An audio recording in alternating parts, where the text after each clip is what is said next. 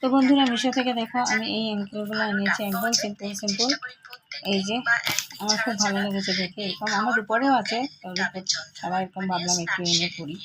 একদম সিম্পল, উপরে তো এরকম ডিজাইন হয় না সাধারণত। এই যে এরকম এরকম তোমরা চাইলে যদি পারচেস করতে চাও আমি লিঙ্কটা দিয়ে দিতে পারি তোমাদেরকে। তো চলো ব্লগটা দেখতে থাকো আর সঙ্গে থাকো। আর এই কদিন তোমাদেরকে ব্লগ দিইনি, পরে শেয়ার করে বলবো কেন ব্লগ দিইনি। আজকে সন্ধ্যা থেকে স্টার্ট করলাম ব্লগটা। তো চলো ব্লগটা দেখতে থাকো, সঙ্গে থাকো। তো দিতে খালাই দিব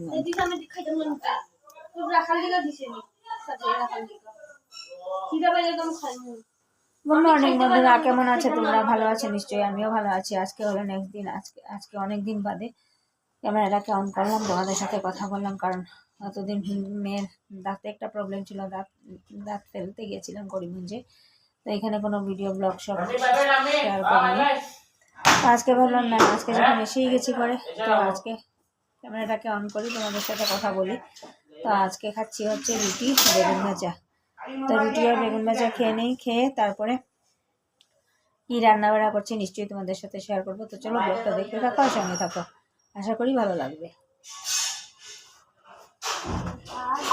তো দেখো বন্ধুরা আমার কালেকশন খালি তোমার না অক্সিডাইজ আর রোল ভিয়েতনাম আর এই যে কলার কতগুলো, এগুলো তোমাদেরকে এসে দেখালাম। নিয়ে এগুলোকে অ্যারেঞ্জ করে রাখছে তার জন্য। তো চলো ব্লগটা দেখতে থাকো আর সঙ্গে থাকো, আরও অনেকগুলো আছে, ওগুলো আর বের করে নেই। তো চলো দেখতে থাকো ব্লগটা আর সঙ্গে থাকো।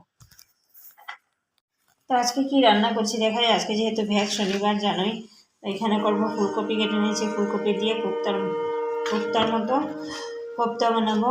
আর এখানে হচ্ছে শিম আলু বড়ি দিয়ে করবো ঝোল। এই হচ্ছে আজকে লাঞ্চ মেনু।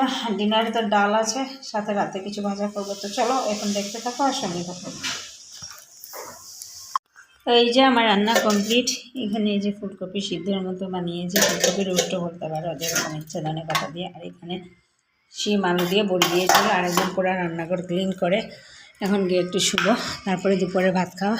তো চলো ব্লগটা দেখতে থাকো আর সঙ্গে থাকো। তো এখন ঘড়িতে বাজে 10টা 7, আর এখন রান্না করছি ডিনার। আজকে ডিনারে হচ্ছে যেহেতু জন্য রামেশ আলু ভাজা, আর এখানে আছে ডাল, আর এখানে করছে ভাত। এই হচ্ছে আজকে লাঞ্চ মেনু ঠান্ডার মধ্যে। আর কিছু বানাইনি, কারণ রাইস তো খেলে গ্যাস করি।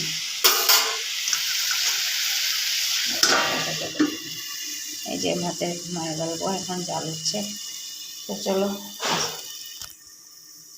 ঠান্ডা করেছে। তো আজকে ব্লগটাকে এখানে শেষ করছি। যদি কিছু ভালো লেগে থাকে তাহলে লাইক করবে, কমেন্ট করবে, শেয়ার আর সাবস্ক্রাইব অবশ্যই করবে। তো আজকের মতো tata, bye bye, take care, good night.